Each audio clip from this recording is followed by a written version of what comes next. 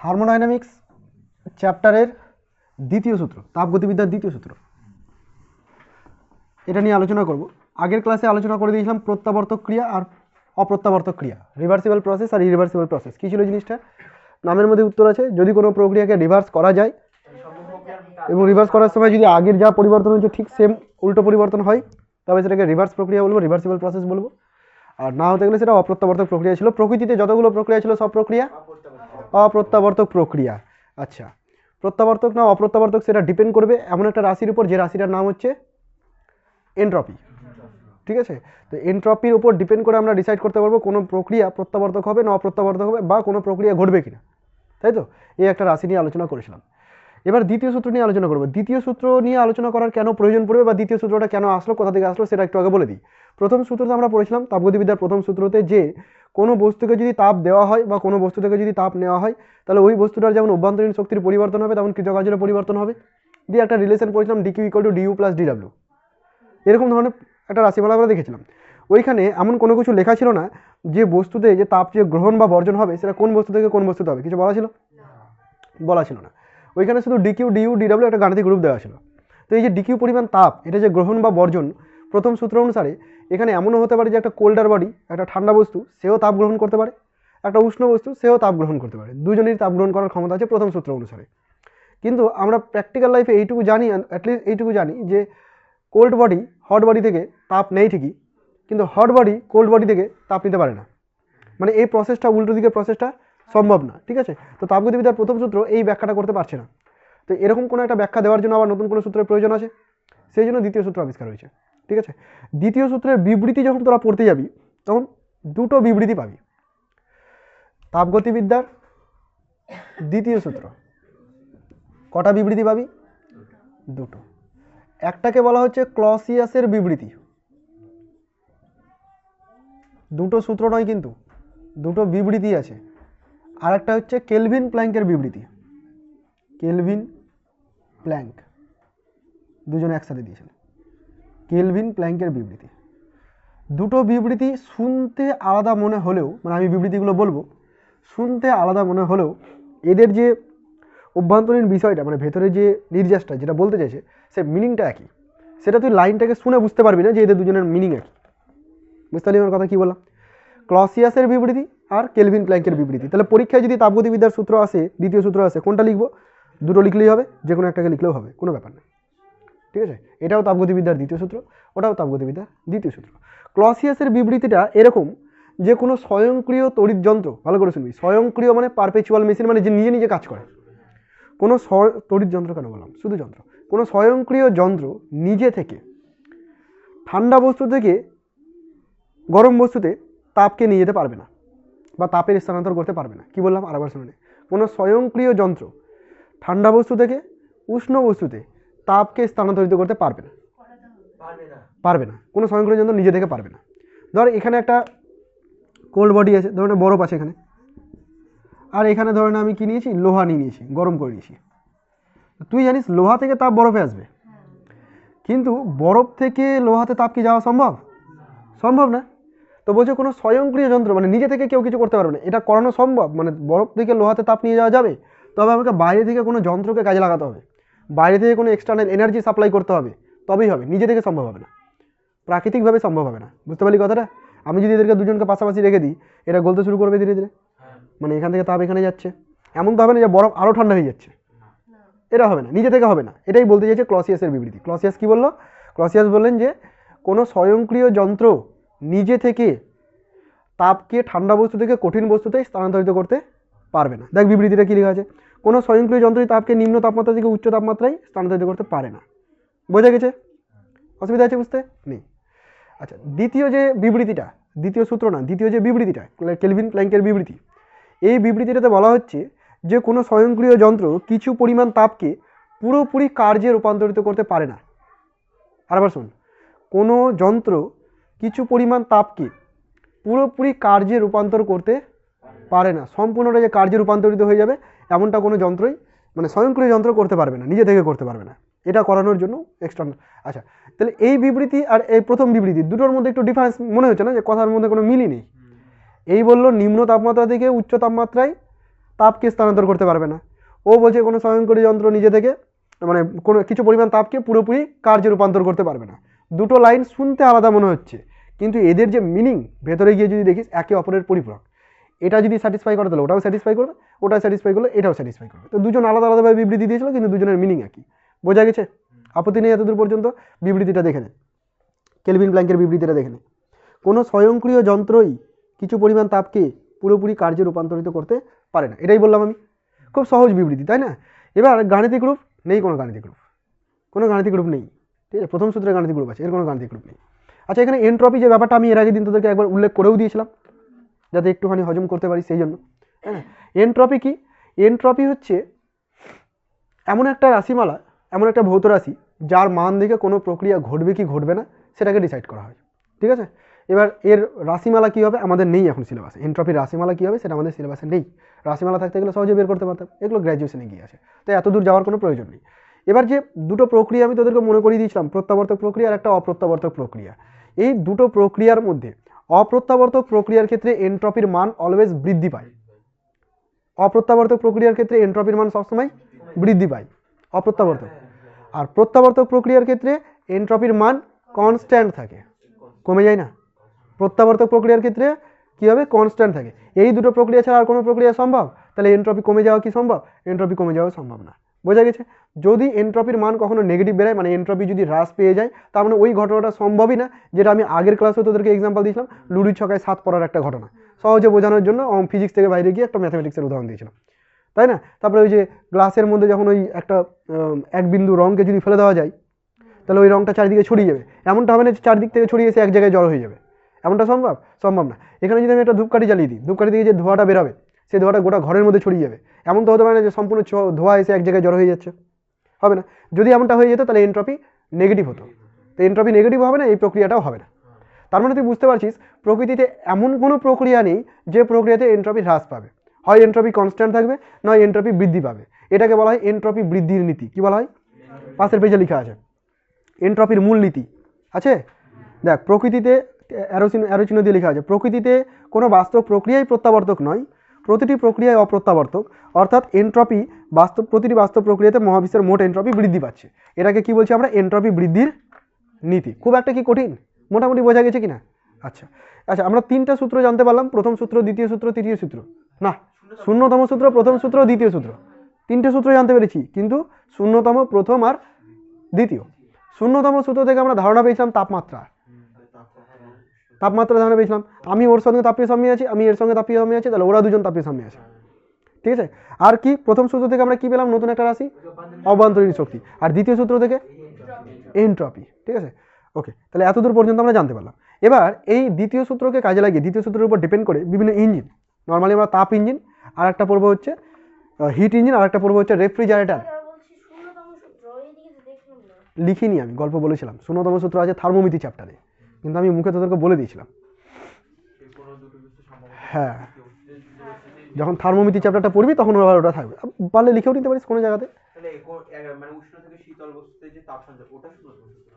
না, আচ্ছা কি বললাম? দুটো ইঞ্জিন, দুটো সিস্টেম নিয়ে আমরা আলোচনা করবো। একটা হচ্ছে তাপ ইঞ্জিন বা হিট ইঞ্জিন, আর একটা পড়বো হচ্ছে তাপ হিমায়ক বা রেফ্রিজারেটর। এই রেফ্রিজারেটর তোদের যে ফ্রিজ রেফ্রিজারেটর তার সঙ্গেই তুলনা করবি।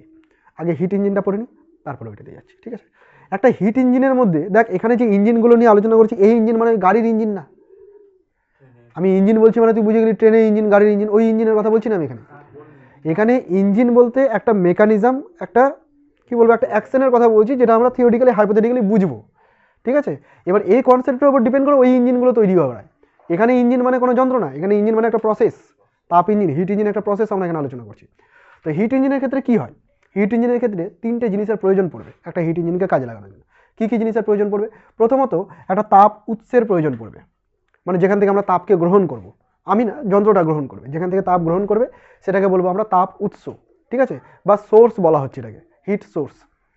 কোনো এক জায়গায় তাপ বর্জন করে দেবো, বুঝতে পারলি, সেটাকে বলা হবে তাপ ধারক, মানে ও তাপ ধারণ করে নেবে।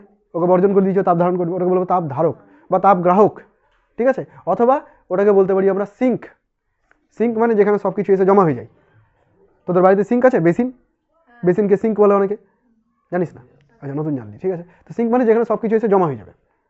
সোর্স একটা ইউজ করব, একটা সিঙ্ক ইউজ করব, সোর্স থেকে নিবে সিঙ্কে গিয়ে বর্জন করে দেবে।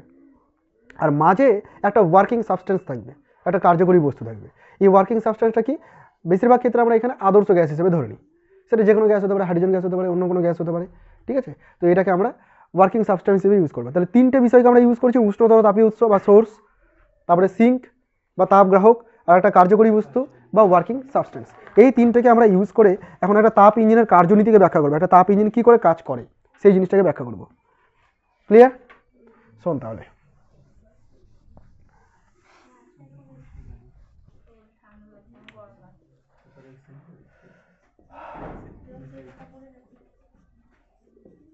দেখ, তাপ ইঞ্জিন বা হিট ইঞ্জিন ভালো করে বুঝবি, এখানে কোনো যন্ত্র আঁকবো না, শুধুমাত্র আমি ডায়াগ্রাম বলছি, শুধুমাত্র ডায়াগ্রাম দেখাবো, একটা কনসেপচুয়াল ডায়াগ্রাম দেখাবো।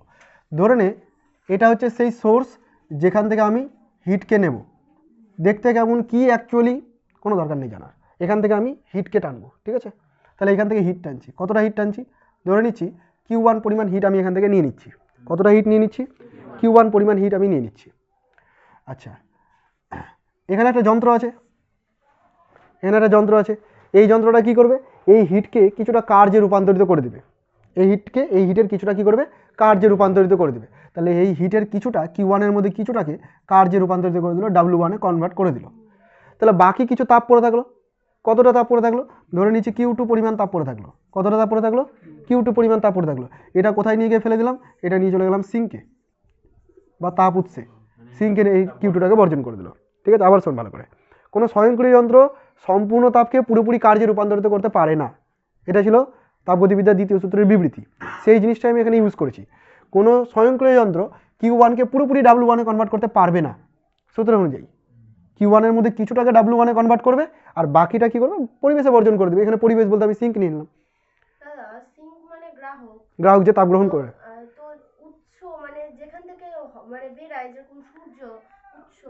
হ্যাঁ,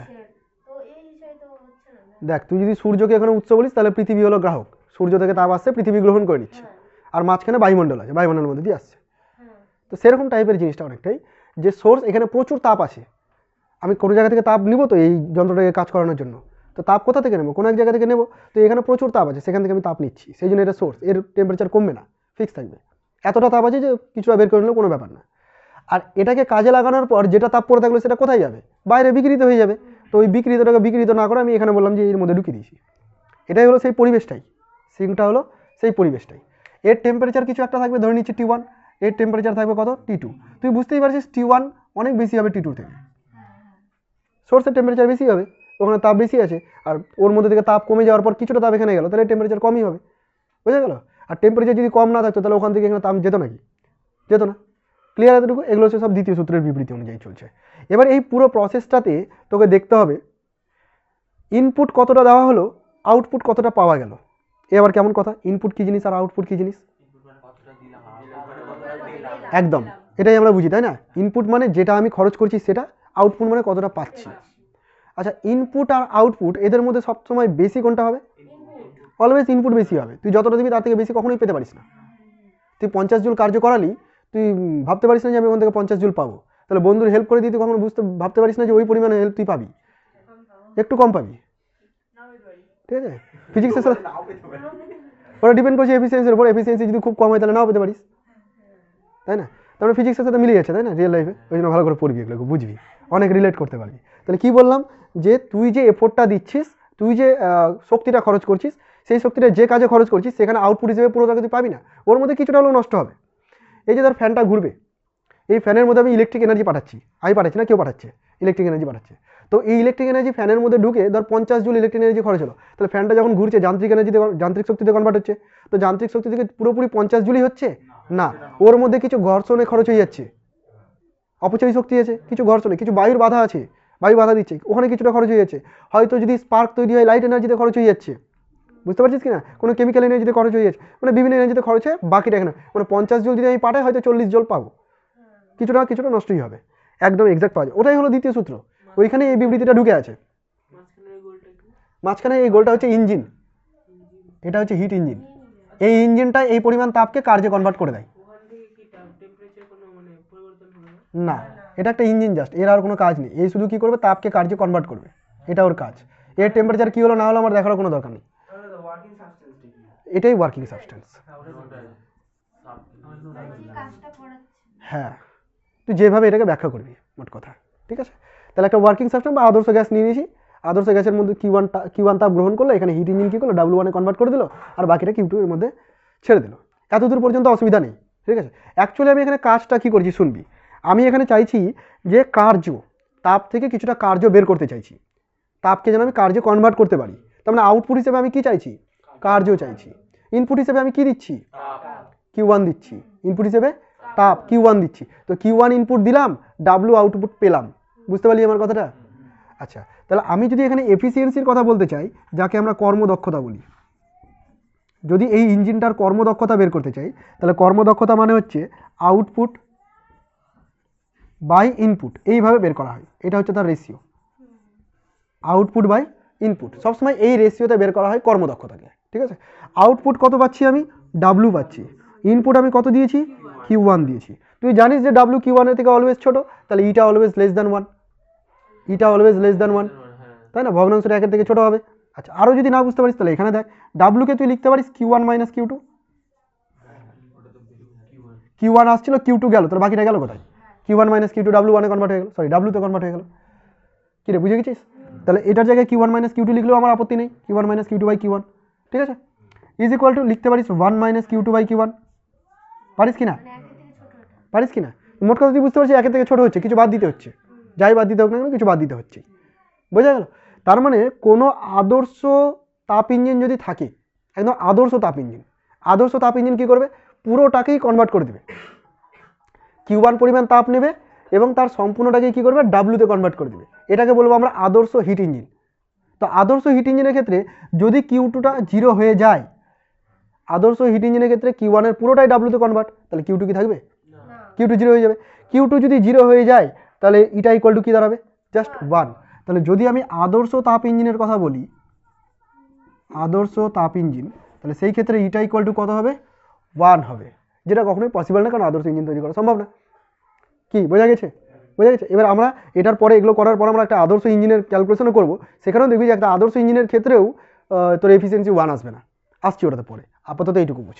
এই 1টাকে যদি পার্সেন্টেজে বলতে চাই তাহলে আমি 100%ও বলতে পারি, পার্সেন্টেজে বললে 100% হয়ে যাবে, ঠিক আছে। 1 মানে 100%, তার মানে কোনো ইঞ্জিন এমন তৈরি করা সম্ভব না যে 100% কর্মক্ষম, মানে যে 100% কর্ম করতে পারে। যদি এই পুরো হিট ইঞ্জিনটা একটা আদর্শ হিট ইঞ্জিন হয়, আদর্শ হিট ইঞ্জিনের কাজ কি, যতটা তাপ দেবো পুরোটাকেই কার্যে কনভার্ট করে দেবে, তাকেই তো আদর্শ বলবো আমরা। তাহলে Q2 0 হয়ে যাবে সেই ক্ষেত্রে, আর Q2 0 হলে ইটা ইকুয়াল টু, বা তুই এখান থেকেও বলতে পারতি Q1 এর সম্পূর্ণটাই ডাব্লুতে কনভার্ট হয়ে গেল 1, বোঝা গেছে? যেখানে থেকে বলতে, হ্যাঁ ওটা আদর্শর ক্ষেত্রে। তাহলে আদর্শ যদি ইঞ্জিন না হয় তাহলে ইটা কখনোই 1 হবে না, এটাও কী হবে, অলওয়েজ লেস দ্যান 1 হবে, বা লেস দ্যান 100% হবে, হয় না, আদর্শ বলে কিছু হয় না। আদর্শ গ্যাসেরই কোনো অস্তিত্ব নেই, তো আদর্শ কী করে হবে, আদর্শ ইঞ্জিন কী করে আসবে? হয়েছে, বুঝতে পেরেছিস এতটুকু? ওকে, এটাই হচ্ছে কেলভিন প্ল্যাঙ্কের বিবৃতিটা, হয়েছে? তাহলে একটা বিবৃতি তৈরি হয়ে গেল। এবার এটা তো তাপ ইঞ্জিনের ক্ষেত্রে করলাম, এবার আমি বললাম যে আরও একটা পড়বো, সেটা হচ্ছে তাপ হিমায়ক, বা ওটাকে আমরা বলবো রেফ্রিজারেটর, ঠিক আছে। রেফ্রিজারেটর কী করে কাজ করে, তার মেকানিজম, তার অ্যাকশনটা দেখবো আমরা এখন, মূলনীতিটা কি।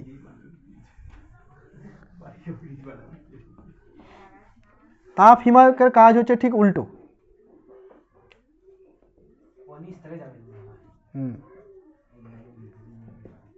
তাপ হিমায়কের কাজ কি উল্টো। আচ্ছা, এখানে একটা সোর্স থাকবে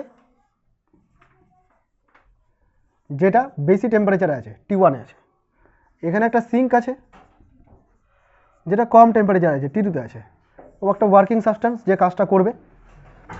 তাপ হিমায়কের কাজ হচ্ছে কম তাপমাত্রা থেকে বেশি তাপমাত্রায় হিট নিয়ে যাওয়া।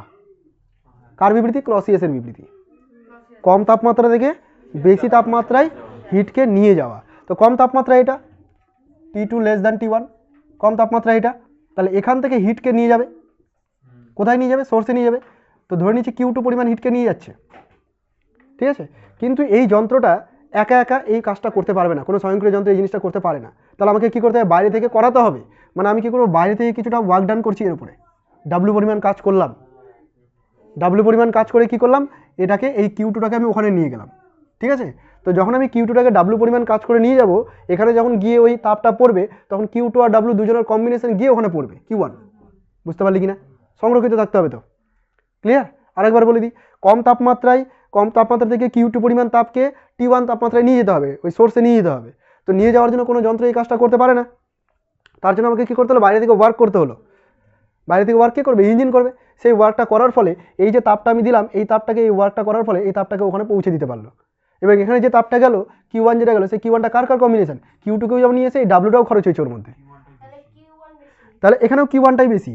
মানে তুই বলতে পারিস যে কিউ1 ইকুয়াল টু ডাব্লু প্লাস কিউ2, বলতে পারিস কি না? ওকে, এবার পুরো প্রসেসটাতে দেখবি আউটপুট কি করলি আর ইনপুট কি করলি। মানে তুই কাকে নিয়ে যেতে চাস, ভালো করে শোন, তোর উদ্দেশ্য কাকে নিয়ে যাওয়ার, কিউ2কে নিয়ে যাওয়ার জন্য। তোর উদ্দেশ্য কি, কিউ2কে নিয়ে যাওয়ার জন্য। কিন্তু তুই কিছুটা ওয়ার্ক করেছিস, কতটা ওয়ার্ক করেছিস, ডাব্লু ওয়ার্ক করেছিস। তাহলে এই ক্ষেত্রে ইনপুট কোনটা, ভালো করে শুনবি আমার কথা, এই ক্ষেত্রে ইনপুট হচ্ছে ডাব্লু। আমি বাইরে থেকে সাপ্লাই করলাম কোনটা, ইনপুট, ডাব্লু ইনপুট দিলাম ওকে, ডাব্লু ইনপুট দিয়ে বললাম যে কিউ2কে ওপারে নিয়ে যাও। তাহলে কিউ2টাকে নিয়ে যাওয়া আমার উদ্দেশ্য, ওটা হলো আউটপুট। আর ইনপুট হিসেবে কে আছে এখানে, ডাব্লু, বাইরে থেকে ডাব্লু দিলাম আমি। বোঝা গেছে? যদিও এগুলোকে আউটপুট ইনপুট বলা হয় না, আমি তাও বোঝার সুবিধার্থে তোদেরকে এগুলো বলে দিলাম। দেখ, আউটপুটের নামে চলে যাস না, যে আউটপুট মানে যেটা শুধু আউট করে দিচ্ছে, বাইরে করে দিচ্ছে, ওটাই নামে যেতে গেলে কিউ1 হয়ে গেল। আউটপুট কথার অর্থ হচ্ছে তুই যে এফেক্টটা পেতে চাস, আর তুই যেটা অ্যাপ্লাই করছিস সেটা ইনপুট। আমি অ্যাপ্লাই করেছি কাকে, ডাব্লুকে অ্যাপ্লাই করেছি। আর এখানে আমি কোন কোন তাপটাকে নিয়ে যাচ্ছি, কিউ2 তাপকে নিয়ে যাচ্ছি, তাই না? তাহলে কিউ2 আমি এফেক্ট পাচ্ছি আর ডাব্লুটা আমি ইনপুট পাচ্ছি। হলো? তাহলে এখান থেকে যদি আমাকে এখানে বের করতে হয় ক্রিয়া গুণাঙ্ক, এর ক্ষেত্রে আমরা আবার কর্মদক্ষতা বলবো না, এটাকে কি বলবো আমরা, ক্রিয়া গুণাঙ্ক। ক্রিয়া গুণাঙ্ককে ই দিয়ে প্রকাশ করব। ঠিক আছে, ওটাকে ইটা দিয়ে প্রকাশ করেছিলাম, এটাকে ই দিয়ে প্রকাশ করব। তো এটা কি হবে, আউটপুট মানে হচ্ছে কিউ2 আর ইনপুট মানে কি হচ্ছে ডাব্লু। বোঝা গেল কথাটা? আমি আউটপুট ইনপুটের সাথে তুলনা করে বললাম, অ্যাকচুয়ালি এগুলোর নাম আউটপুট ইনপুট নয়। তোরা লিখলেও ভুল হবে না, কাটবে না। ডাব্লু1 কোথায় আছে, ডাব্লু আছে শুধু।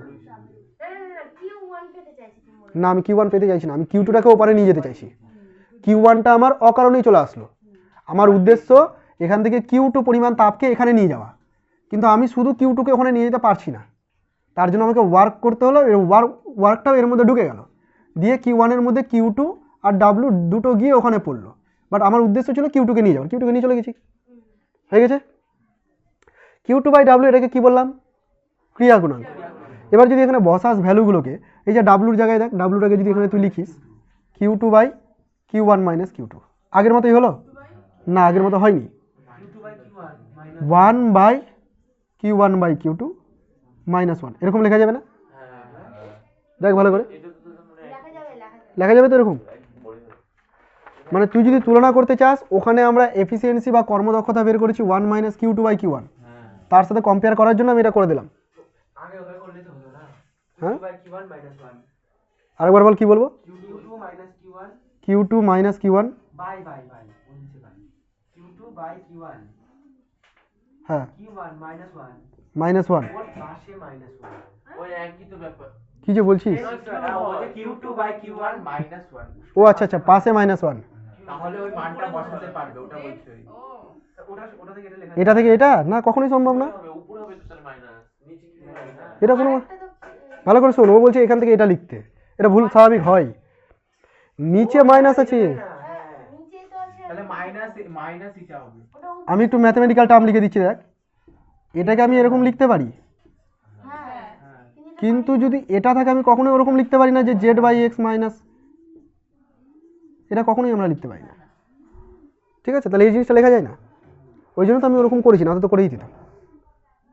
আচ্ছা, বোঝা গেল রাশিমালাটা? কোনটা মুখস্থ করবি, এটা মুখস্থ করলেই চলবে, এটা মুখস্থ করলেই চলবে, ওটা মুখস্থ করলেই চলবে, যেটা খুশি একটা মুখস্থ করলেই চলবে।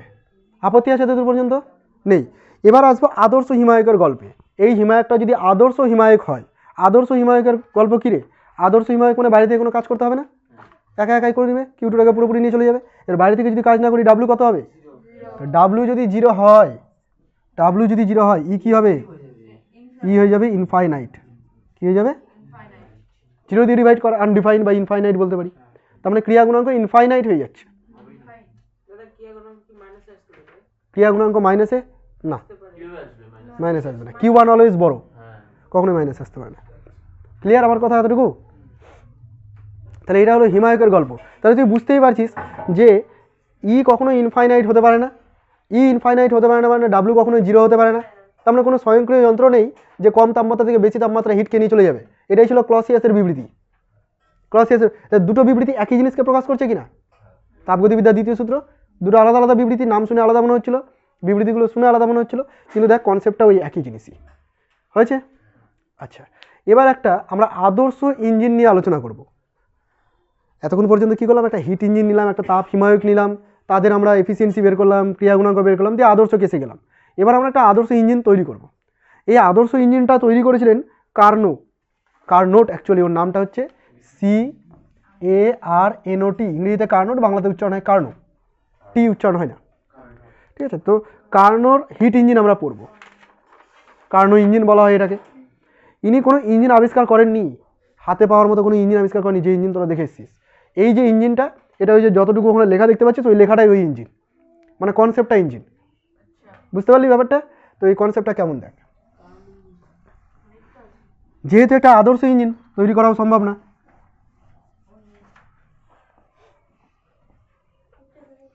শুনবি মন দিয়ে। একটা আদর্শ কার্নো ইঞ্জিনের ক্ষেত্রে, কার্নো ইঞ্জিন এর ক্ষেত্রে 4টা প্রসেস ঘটানো হয় কোনো একটা আদর্শ গ্যাসকে। এখানে আদর্শ গ্যাস নেওয়া হয়, কারণ আদর্শ ইঞ্জিন বলেছি, তাহলে আদর্শ গ্যাস থাকবে। তো একটা আদর্শ গ্যাসকে 4টা প্রসেসের মধ্য দিয়ে নিয়ে যাওয়া হয়। কোন 4টা প্রসেসের মধ্যে দিয়ে নিয়ে যাওয়া হয় ভালো করে শুন। আমি যদি এখানে পিভি লিখেছি তো দেখাই, আদর্শ গ্যাসকে প্রথমে সমষ্ণ প্রসারণ করা হয়। কি করা হয়? সমষ্ণ প্রসারণ। আমি বলে দিলাম এ থেকে বি পর্যন্ত সমষ্ণ প্রসারণ করা হয়। তাহলে এ থেকে বি সমষ্ণ প্রসারণ। তারপরে বি থেকে সিতে নিয়ে আসা হয়। বি থেকে সি, এটা হচ্ছে রুদ্ধতাপীয় প্রসারণ। এখানেও কিন্তু প্রসারিত হয়েছে, দেখ আয়তন বেড়েছে, এটা রুদ্ধতাপীয় বোঝানোর জন্য একটু খাড়া করে দিয়েছি। এটা যা ছিল তার তুলনায় খাড়া, মানে এটা যদি এদিকে যায় তো এটা উপরের দিকে উঠছে, খাড়া হয়ে গেল না অনেকটাই খাড়া করে দিয়েছি বোঝানোর সুবিধার্থে। বুঝতে পারলি এতটুকু? তাহলে দুটো প্রক্রিয়া আপাতত ঘটেছে। প্রথমে কি করলাম, এ থেকে বিতে নিয়ে গেলাম সমষ্ণ প্রসারণ, তারপরে বি থেকে সিতে নিয়ে গেলাম রুদ্ধতাপীয় প্রসারণ। এবার কি করব, বি থেকে ডিতে নিয়ে যাব উল্টো পথে, প্রথমে এদিকে, তারপরে এদিকে, তারপরে এদিকে, বি থেকে ডি। বি থেকে ডি এর নাম হচ্ছে, সি থেকে ডি, এটার নাম কি? সমষ্ণ সংকোচন। সমষ্ণ সংকোচন করা হলো, ঠিক আছে। তারপরে নিয়ে যাব ডি থেকে এতে, হ্যাঁ এটা হলো রুদ্ধতাপীয় সংকোচন। কি বুঝতে পারলি? তাহলে এখানে প্রসেস দু রকমের আছে, সমষ্ণ আর রুদ্ধতাপীয়, একবার প্রসারণ একবার সংকোচন। এইভাবে কি করা হয়েছে, পুরো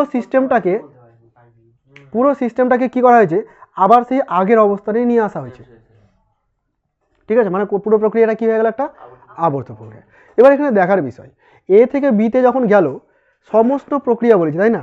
সমষ্ণ মানে টেম্পারেচার কনস্ট্যান্ট। আচ্ছা, টেম্পারেচার কনস্ট্যান্ট যখন আমি প্রসারিত করব, ভালো করে শুন, যখন আমি প্রসারিত করব, একটা সিলিন্ডার রেখে দিই আগে, এর মধ্যে কিছু পিস্টন রাখা আছে, এই পিস্টনটা, ঠিক আছে। যখন এটা প্রসারিত হবে, মানে ঘুরে ফিরে যখন এখানে চলে আসবে, তখন আয়তনটা বৃদ্ধি পেল, তাই না? কিছুটা আয়তন বৃদ্ধি পেল, তার মানে এই গ্যাসটা কিছুটা ওয়ার্ক করলো। যদি গ্যাসটা কিছুটা ওয়ার্ক করে, তাহলে এর ইন্টারনাল এনার্জি নষ্ট হয়ে গেল। ইন্টারনাল এনার্জি নষ্ট যদি হয়ে যায়, তাহলে টেম্পারেচার কি করে কনস্ট্যান্ট থাকলো? কমে যাবে না? আমাকে টেম্পারেচার কনস্ট্যান্ট করতে হবে, তো তাহলে আমাকে কি করতে হবে, বাইরে থেকে একে হিট দিতে হবে। যদি বাইরে থেকে হিট দিই, তাহলে সেই হিটটা কি করবো, ওই কার্যটাতে খরচ হয়ে যাবে, বাকিটা অভ্যন্তরীণ শক্তিকে কনস্ট্যান্ট রাখবে। বুঝতে পারলি আমার কথা? যদি আমি হিটটা না দিতাম, তাহলে এটা সমস্ত প্রক্রিয়া হতেই পারতো না। কারণ এই যদি প্রসারিত হয়, কারণ প্রসারিত তো হচ্ছে, দেখতেই পাচ্ছি, যদি প্রসারিত হয় তাহলে এই গ্যাসের মলিকিউলগুলো কিছু কার্য করতো, আর যদি কার্য করে তাহলে ইন্টারনাল এনার্জি খরচ হতো, আর ইন্টারনাল এনার্জি যদি খরচ হয় মানে কমে যায়, তাহলে কনস্ট্যান্ট কী করে টেম্পারেচার সম্ভব?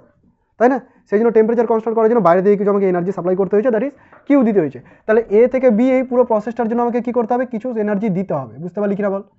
এইভাবে তীর চিহ্ন দিয়ে ভেতরের দিকে দেখালাম, মানে হচ্ছে এনার্জি দিচ্ছি ওখানে। সিমিলারলি সমুষ্ণ সংকোচন, মানে এটা যদি আবার নিচের দিকে চেপে যায়, তাহলে এর উপরে কি চাপ দিচ্ছি, অনুপরমাণুগুলোর উপর ওয়ার্ক করা হচ্ছে কিছুটা। তো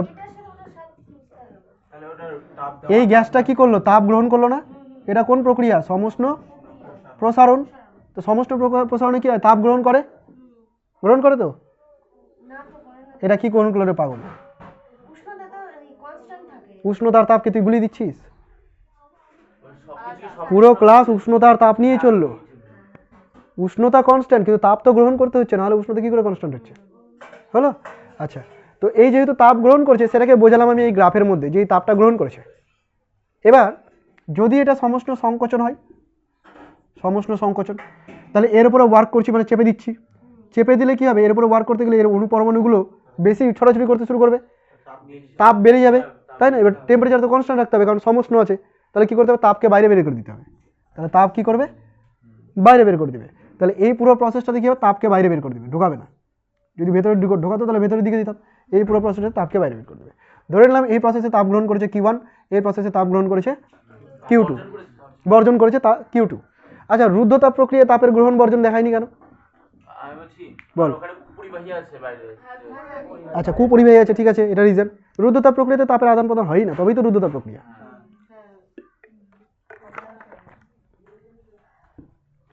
তাহলে কি বুঝলাম, এই দুটো প্রক্রিয়াতে কোনো তাপ গ্রহণ বর্জন হচ্ছে না। আচ্ছা, ওভারঅল পুরো আবর্ত প্রক্রিয়াতে অভ্যন্তরীণ শক্তির পরিবর্তন কত? হয়নি পরিবর্তন, 0, কারণ ওই প্রাথমিক অবস্থাতেই পৌঁছে গেছে। আচ্ছা, বুঝে গেছি এতটুকু। এবার আমি কিছু নাম দিচ্ছি। কি নাম দিচ্ছি ভালো করে শোন। এই যে বিভিন্ন পয়েন্ট আছে, A B C D, 4টা স্টেট আছে। তো 4টা স্টেটে ওই অবস্থাগুলোকে আমি নাম দিয়ে প্রকাশ করছি। প্রথমে এই স্টেটে বলে দিচ্ছি এটা P1 চাপে আছে, V1 আয়তনে আছে, আর T1 টেম্পারেচারে আছে।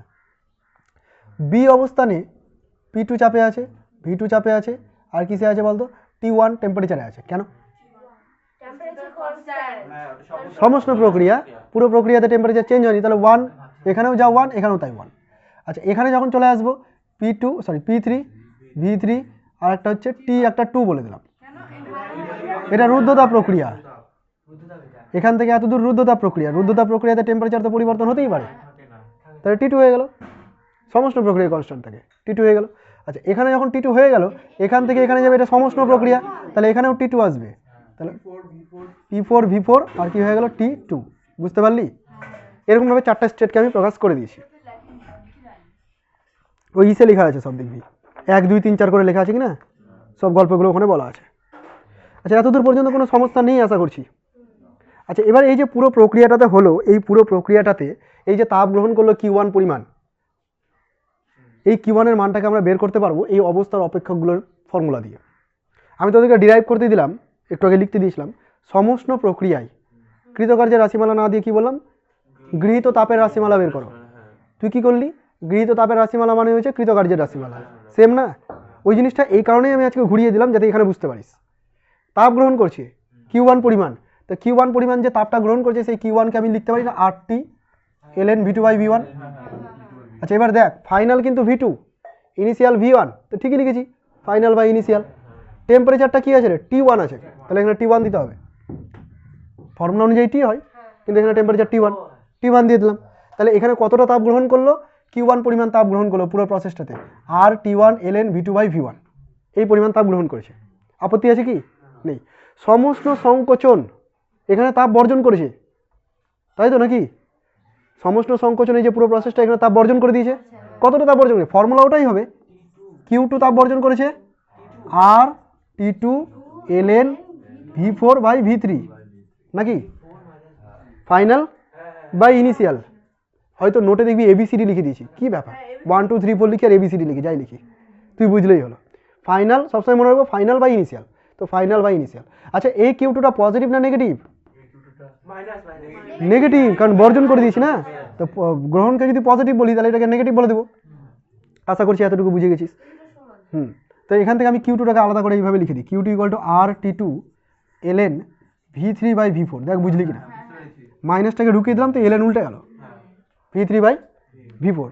এত দূর পর্যন্ত কোনো সমস্যা নেই সবার, হয়েছে? তাহলে এইগুলো আমি মিটিয়ে দিচ্ছি, এই গল্পগুলো আমার আর দরকার নেই।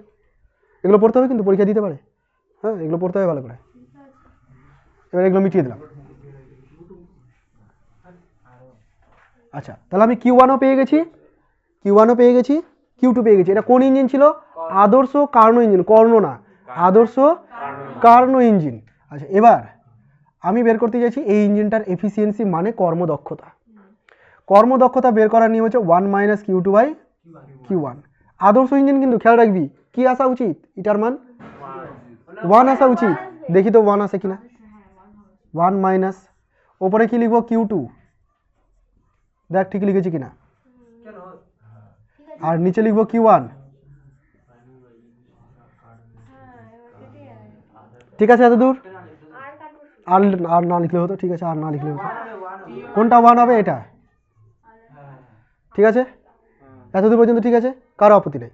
তো বেরালো এরকম যে 1 - T2/T1, আর এখানে কিছু একটা থাকছে ln V3/V4 থাকছে,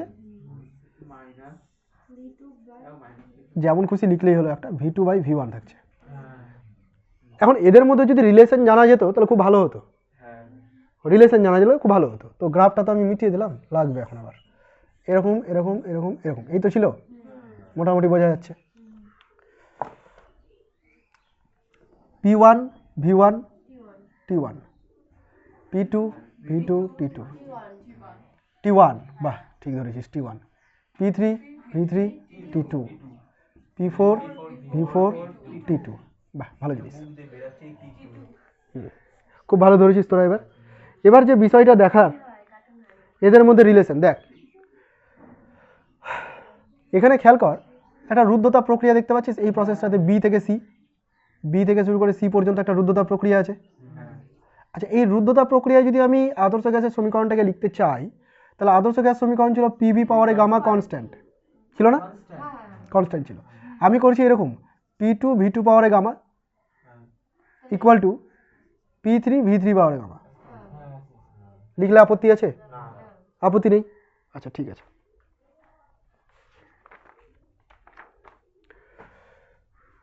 একই রকমভাবে এখানে একটা রুদ্ধতাপ সংকোচন প্রক্রিয়া দেখতে পাচ্ছিস। এই পুরো প্রক্রিয়াটাতে আমি এরকম লিখতে পারি যে P4 V4 পাওয়ারে গামা, আর ওখানে লিখতে পারি P1 V1 পাওয়ারে গামা, লিখতে পারি তো? আচ্ছা, এই দুটো কিন্তু আমরা রুদ্ধতাপ প্রক্রিয়ার ক্ষেত্রে লিখতে পারি। রুদ্ধতাপ প্রক্রিয়ার ক্ষেত্রে তোরা শুধু মুখস্থ করেছিস PV to the power gamma equal to constant, কারণ আমি এটাই মুখস্থ করেছিলাম। এছাড়াও আরও দুটো ফর্মুলা এখান থেকে তৈরি করা যায়, এটা তো লেখা হয়ে গেছে। হ্যাঁ, তো ওই জিনিসগুলো একটু আমি দেখিয়ে দিচ্ছি, দেখে নে।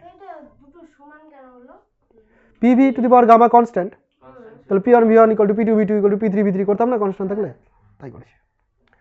আচ্ছা দেখ একটু এদিকে তাকাবি, PV to the power gamma constant তো। আবার আদর্শ গ্যাসের ক্ষেত্রে PV ইকুয়াল টু কি হয় জানো? আচ্ছা, আমি যদি পিটাকে সরিয়ে দিই তাহলে এখানে RT/V লিখতে পারবো, লিখেছিলাম? আচ্ছা ঠিক আছে, RT/V আর V to the power gamma constant. তাহলে এখানে কি দাঁড়াচ্ছে দেখ, T into V to the power gamma minus 1 equal to constant. আর কোথায় গেল? আর তো নিজেই কনস্ট্যান্ট, ওদিকে ভাগ করলাম কনস্ট্যান্টই থাকলো, ভ্যালু কত জানি না, কনস্ট্যান্ট তো থাকলো। তাহলে T V to the power gamma minus equal to constant, এটাও লিখতে পারি আমি। আবার আমি যদি এখানে ভ্যালু বসাই, T এর V এর জায়গাতে যদি ভ্যালু বসিয়ে দিই, কি লিখবো? V এর জায়গাতে RT/P। ভালো করে দেখ, মন দিয়ে দেখবি, V এর জায়গাতে লিখছি RT/P কনস্ট্যান্ট। তাহলে এটাকে কি লিখতে পারি? P পাওয়ারে 1 মাইনাস গামা, T পাওয়ারে গামা, আর তো বাদে হলো কনস্ট্যান্ট। দেখ তো ঠিক আছে কিনা, আমি তো করে দিলাম, তোরা মিলা।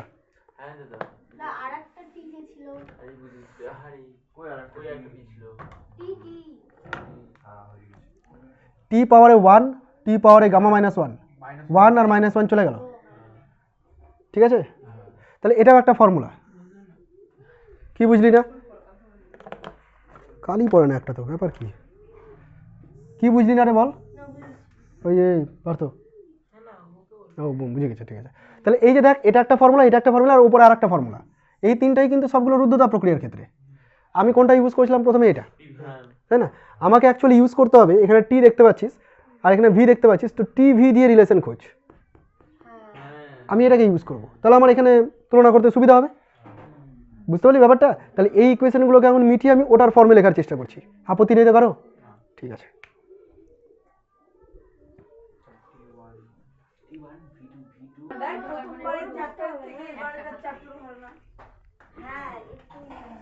আচ্ছা তাহলে এখানে লিখছি, তোরা দেখবি কি করছি দেখ। প্রথমে কি করছিলাম, রুদ্ধতাপ প্রক্রিয়া মানে এই প্রক্রিয়াটা, ভুল করে এদের মধ্যে রিলেশন লিখে দিস না, কিন্তু ভুল হতেই পারে। এটা সমষ্ণর করছি না, রুদ্ধতাপের করছি। তো রুদ্ধতাপ, হ্যাঁ রুদ্ধতাপের ক্ষেত্রে যদি করি তাহলে এই ফর্মুলা অনুযায়ী প্রথমে হবে T1 V2 পাওয়ারে গামা মাইনাস 1, দেখ বুঝতে পারলি? আচ্ছা এখানে যদি করি এটার ক্ষেত্রে T2 V3 পাওয়ারে গামা মাইনাস 1, বুঝে গেছিস না? বা বড় হয়ে গেছিস। আচ্ছা এখান থেকে T1 বাই T2 বা T2 বাই T1 একটা বের করে দে, তাহলে V3 বাই V2 পাওয়ারে গামা মাইনাস 1, এটা একটা বের করা থাকলো, থাক। হ্যাঁ বসিয়ে দেবো, পরে আসছি। আচ্ছা এবার দেখ এখানে এই প্রক্রিয়ার ক্ষেত্রে দেখ, এবার এখানে একটা রুদ্ধতাপ প্রক্রিয়া আছে, মনে রাখাটাই কিন্তু বেশি জটিল ব্যাপার এখানে, যে কি করে নামাবো। বুঝে তো যাবি, কিন্তু যখন লিখতে দেবো তখন আর পারবি না কোনটার পর কোনটা শুরু করব। মনে রাখাটাই দেখিয়ে দিচ্ছি, দেখ ভালো করে। এখানকার আর এখানকার দুটো বিন্দুর মধ্যে যদি অ্যাপ্লাই করি তাহলে T2 আছে, V4 আছে, ঠিক আছে রে? এখানে কি আছে, T1, এখানে কি আছে, V1 গামা মাইনাস 1, তাহলে এখানেও T1 বাই T2 করে নে, T1 বাই T2, তাহলে V4 by V1 gamma minus 1। বল আপত্তি আছে কি? থাকার তো কথা না, কারো থাকলে বলতে পারিস। নেই কারো আপত্তি? দুটোই T1 বাই T2, তাহলে এরা দুজনই সমান। তাহলে আমি যদি লিখি V3 by V2 is equal to V4 by V1, ভুল লিখেছি? গামা মাইনাস 1 কোথায় গেল? কেটে গেল, বাহ ভালো তো বুঝে গেছিস। আচ্ছা এবার এখানে দেখ, এখানে আছে V3 বাই V4, এখানে আছে V2 বাই V1, ওখানেও তাই আছে, শুধু তুই দেখতে পাচ্ছিস না তাই চশমা পড়তে হবে। এই দেখ V3 আর এই যে V4টাকে নিয়ে চলে আয়, আর V2 কে উপরে নিয়ে চলে যায়, করা যায় না? করা যায়। দেখ তো দুটো সেম সেম জিনিস না, তাহলে এই দুটো সেম সেম জিনিস মানে এই দুটো বাদ হয়ে গেল, তো কি দাঁড়ালো 1 মাইনাস T2 বাই T1। এটা হলো কর্মদক্ষতা। একটা জিনিস খেয়াল কর, কর্মদক্ষতার রাশিমালা আবার 1 থেকে মাইনাস এসছে, কিন্তু আমি ধরেছি আদর্শ ইঞ্জিন। আদর্শ ইঞ্জিন ধরা সত্ত্বেও 1 থেকে কিছু মাইনাস করতেই হবে, কারণ T1 T2 তো আলাদা হবেই। T1টা বেশি টেম্পারেচার হবে, T2টা কম টেম্পারেচার হবে, তবেই তো তাদের আদান প্রদান হচ্ছে। যদি এমনটা হতো তাহলে এর কিছু একটা মান তো থাকবেই, জিরো তো হচ্ছে না এটা কখনোই, তাই না? এবার এটা যদি জিরো না হয়, 1 থেকে যদি কিছু মাইনাস করতে হয়, তাহলে আদর্শ কার্নো ইঞ্জিনের কর্মদক্ষতাও 1 হলো না বা 100% হলো না। বুঝতে পারলি? যদি আদর্শ ইঞ্জিন তৈরি করা সম্ভবও হতো, তবুও তুই 100% ইঞ্জিন তৈরি করতে পারতি না, কিন্তু এটা তৈরি করা সম্ভবই না। এই যে প্রসেসগুলো বললাম, মানে শুনতে ভালো লাগলো, তৈরি করা খুব মুশকিল ব্যাপার। সমষ্ণ প্রসারণ ঘটানো, তারপরে আবার রুদ্ধতাপ প্রসারণ, সমষ্ণ সংকোচন দিয়ে আবার রুদ্ধতাপ সংকোচন, এটা মুখে শুনতেই ভালো লাগছে, পড়তেই ভালো লাগছে, তৈরি করা প্র্যাকটিক্যালি বানানো খুব কঠিন ব্যাপার। বুঝতে পারলি? সব কিছু নেগলেক্ট করা সম্ভব হবে না। তাহলে এই হচ্ছে কার্নো ইঞ্জিনের কনসেপ্ট। আশা করি তোরা বুঝতে পেরে গেছিস এতদূর পর্যন্ত কী কীভাবে এগাতে হবে, তাই না? আচ্ছা প্রথম দিকে কী করলাম, আমি পুরো প্রসেসটাতে প্রথমে অবস্থাগুলোকে আমি দেখিয়ে দিলাম, একটু দেখ শুনে না একটু।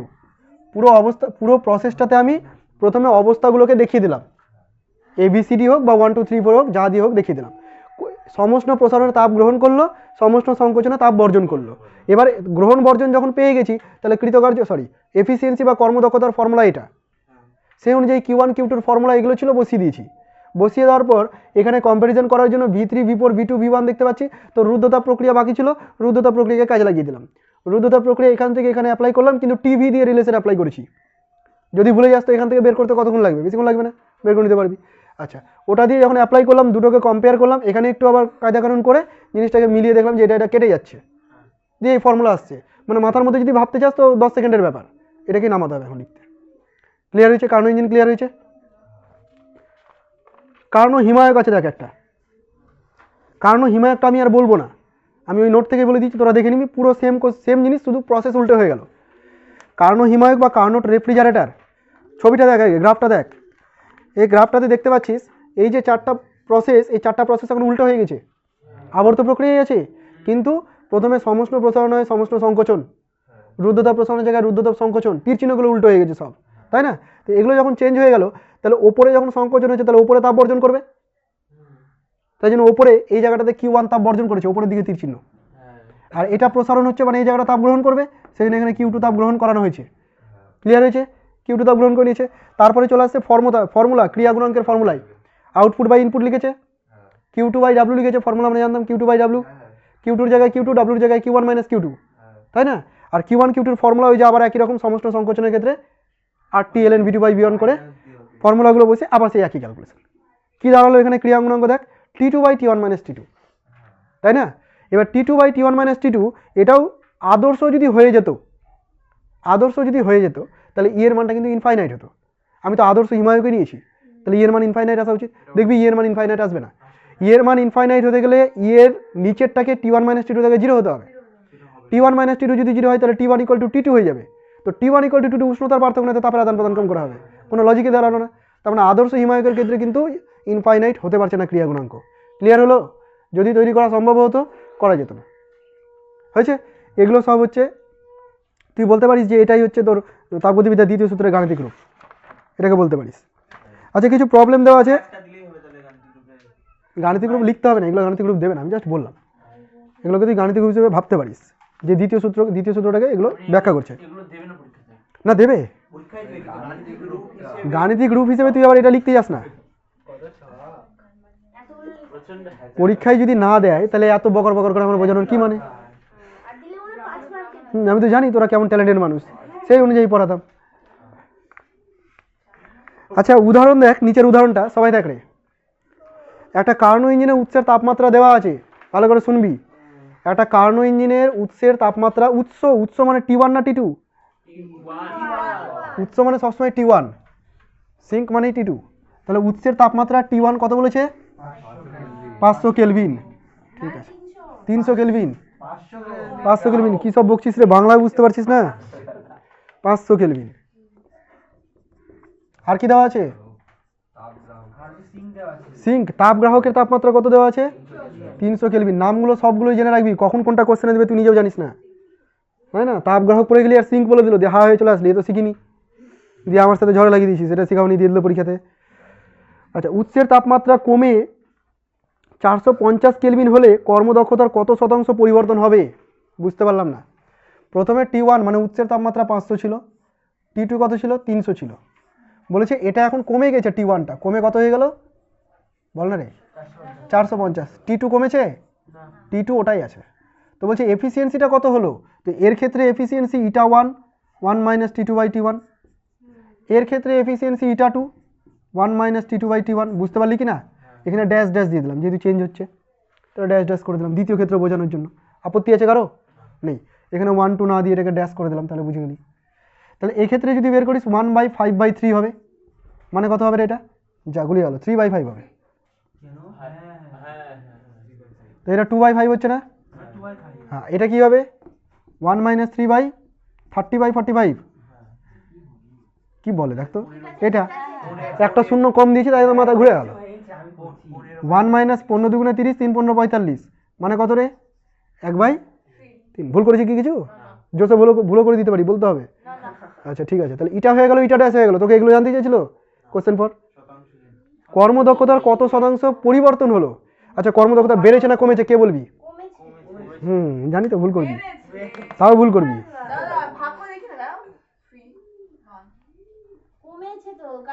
কারণ এখানে 2 আছে, এখানে 1 আছে, এখানে 5 আছে, এখানে 3 আছে, দুদিকে কমে গেছে, তাহলে কমেছে না এটা? হ্যাঁ, অনেক দিদা ঠিক বলেছে তো। এখানে 5 দিয়ে ভাগ করছে, ওখানে 3 দিয়ে ভাগ করছে, ওখানে 2 আছে, ওখানে 1 আছে। এটা লজিক। বাহ, তোরা যখন এই জিনিসটা বললি তাহলে তোদেরকে আমি একটু নাচাবো, দেখ এদিকে। কমেছে কারণ উৎসের তাপমাত্রা তোরা 1 মিনিট অনিন্দিতা তুই আনসার করবি। 1/4 বড়, যে যেটা বলেছিস মনে রাখ, মিলাবি। হ্যাঁ, 1/4 বড় না 2/8 বড়? অনিন্দিতা দাঁড়া, অনিন্দিতার সাথে খেলবো একটু। কেমন করে বুঝলি? কাটাকাটি করে। তার মানে সংখ্যা থেকে ডিসাইড করা যাবে কে বড় কে ছোট?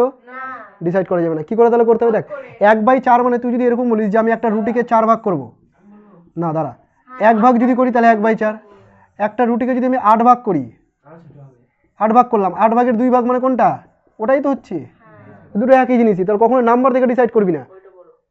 কি করে করবো তাহলে? শোন, কোনটা বড় কোনটা ছোট এবার আমি দেখছি। এদের দুজনের এই দুটো রাশি আছে, নিচেরটাকে লসাগু কর। 3 5 লসাগু কত হলো? 15। দুজনের লসাগু মানা, মানে এখানেও 3 দিয়ে গুণ কর, এখানেও 3 দিয়ে গুণ কর, তাহলে কত হলো? 6/15 হয়ে গেল। আচ্ছা, এখানে কি করতে হবে তাহলে? 5 দিয়ে গুণ করবো, ওপরেও 5 দিয়ে গুণ করবো, 5/15। এগুলো কি করে দেখাবি? এগুলো মনে মনে করবি। কে বড় হলো? এটাই বড়, এটাই বড়। কমেছেই তো। দাদা এই দিকটা বড়। 15 ভাগের 6 ভাগ বড় না 15 ভাগের 5 ভাগ বড়? 5 ভাগ বড়। 5 ভাগ বড়। 5 ভাগ বড়, এটা 6 ভাগ বড়। 6 ভাগ বড়। আয় শোন, যারা বুঝলি না তারা এদিকে দেখা। একটা 6 ভাগ বড়, 5 ভাগ কিভাবে বড় হয়? আমাকে বোঝাতে দে। এই রিতম, আমাকে বোঝাতে দে, থাম। একটা রুটিকে আমি 15টা ভাগ করলাম, তোকে 6টা ভাগ দিলাম, ওকে 5টা ভাগ দিলাম, কাকে বেশি দিলাম? আমি বলছি কমবে কিন্তু কমেছে। দাদা একটা বলছি দেখো, একটা কেককে 6 ভাগ করলে বেশি ছোট হলো, আর আরেকটা কেককে 5 ভাগ করলে তো বড় হলো। কমেছেই বলেছি। তাহলে তো এটাই বড়। আমারই মাঝে গিয়ে কনফিউজ হয়ে গেছি। আমি একটা কেককে 6 ভাগ, একটা কেককে 5 ভাগ, তুই যে করছিস অ্যাপ্লাইটা, এখানে 6 ভাগ 5 ভাগ তো নাই, এখানে আছে 1/15 ভাগ, ওটাও আছে 1/15 ভাগ। 15টা ভাগ করে 6টা ভাগকে তোকে দিচ্ছে, ও আচ্ছা। ওখানে 15টা ভাগ করে তোকে 5টা ভাগ দিচ্ছে, তাহলে বড় এটা। ওপরের সংখ্যা থেকে এবার ডিসাইড করতে পারবো যদি নিচের ভরটা যদি সমান থাকে। বাপরে, এটাই বোঝাতে তোদের কত সময় লেগে গেল। তাহলে এদের মধ্যে বড় কে হয়ে গেল? ইটা বড় হয়ে গেল। তার মানে কি ক্ষমতা, কর্মদক্ষতা কমেছে না বেড়েছে? কমেছে। 5/15 কমে গেছে এটা, তাই না? তো যখন কমে গেছে তাহলে পরিবর্তন কত? ইটা মাইনাস ইটা ড্যাশ। ভাই এটা শতকরায় যদি বের করতে হয় তাহলে প্রাথমিকটা নিচে ইন্টু 100%, এটা পরিবর্তন, তাই না? আচ্ছা, ইটা যদি বসা সেখানে কত হবে? ইটা কত আছে এখানে? 2/5। মানে 6/15। আচ্ছা, যা লিখবি ওটা লিখলেও চলবে। এটা 1/3, নিচে আবার 2/5 দিয়ে 100%, আর ক্যালকুলেশন করে আনসার চলে আসবে কত পার্সেন্ট পরিবর্তন হলো। কি বুঝতে পেরেছিস? করে নে তোরা, এটা জায়গা দেওয়া আছে, করে নে।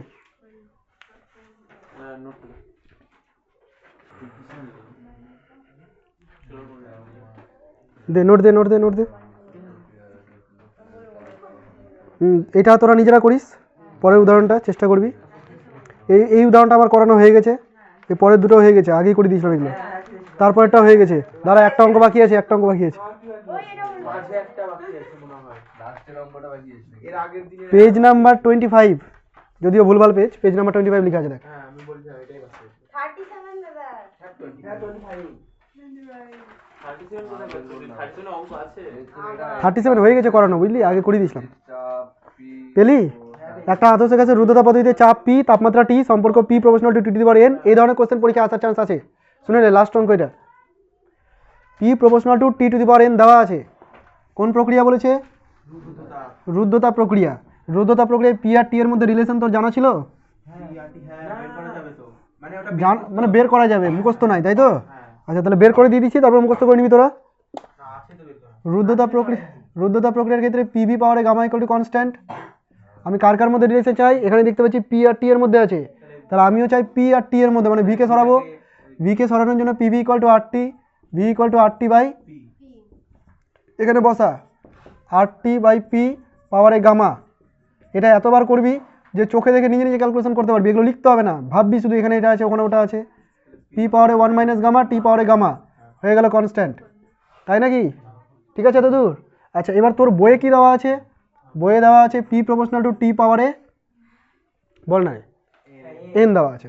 মানে তুই বলতে পারিস এরকম যে পি টি পাওয়ারে minus N equal to constant. দেখ তো, টি পাওয়ারে এন কে এপারে নিয়ে আসলাম, অঙ্কিতা বুঝছিস না? টি পাওয়ারে এন কে এপারে নিয়ে আসলাম, সমান চিহ্ন কনস্ট্যান্ট রাখলাম। এই দুটোকে কম্পেয়ার কর।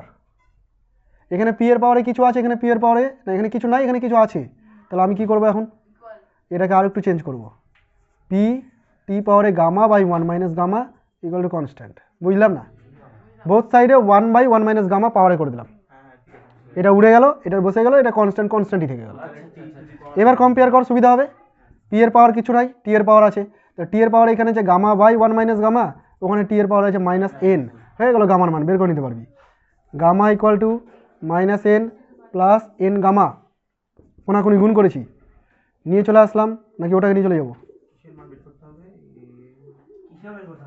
গামার মান সিপি বাই সিপি বের করতে বলেছে না? তাহলে gamma equal to N by N minus one. দেখ ঠিক করেছি না ভুল করেছি? কোন লাইনটা রে? এটা এর থেকে ওটা। এটা থেকে ওটা যায়নি, এটা এর মতো করে বের করেছি, হ্যাঁ এটা এর মতো করে বের করেছি, হ্যাঁ এই দুটোকে একই রকম রাখার চেষ্টা করেছি। এখানে পি এর পাওয়ারে কিছু ছিল, এখানে পি এর পাওয়ারে নাই, তো আমি এখানে তাহলে পি এর পাওয়ারে কিছু রাখবো না যাতে কম্পেয়ার করতে পারি। তো না রাখার জন্য পাওয়ারে 1 মাইনাস গামা ছিল, 1/1 মাইনাস গামা করে সব দিকে ভাগ করে দিলাম পাওয়ারটাতে। এটা উড়ে গেল, এটার বসে গেল, এটা কনস্ট্যান্ট থেকে গেল। কম্পেয়ার কর, ঠিক আছে না গামার মান? কোনো প্লাস মাইনাসে ভুল নেই, ঠিক আছে। তো এই ধরনের প্রবলেম কিন্তু পরীক্ষায় দিতেই পারে। আমি পিটি দিয়ে দিলাম, অন্য কোনো কিছু দিতে পারে, তোরা রিলেশন জানিস সেভাবে তৈরি করতে পারবি। মান নির্ণয় করতে দেবে না প্রমাণ করতে দেবে যে গামা ইজ ইকুয়াল টু তো আর বের করতে বলেছে মানটা দেখ না এর মান দেওয়া আছে সিপি বাই সিপির মান বের করো বলেছে। আরে এটাই মান, এটাই মান, মানে গামার মান এটাই মান। হয়ে গেছে না? চল আজকে এতটুকুই শেষ। এরপরে করবো হচ্ছে তাপগতিবিদ্যার পুরো প্রবলেম সেট 1, ঠিক আছে? আজকে শুরু করবা না আর না।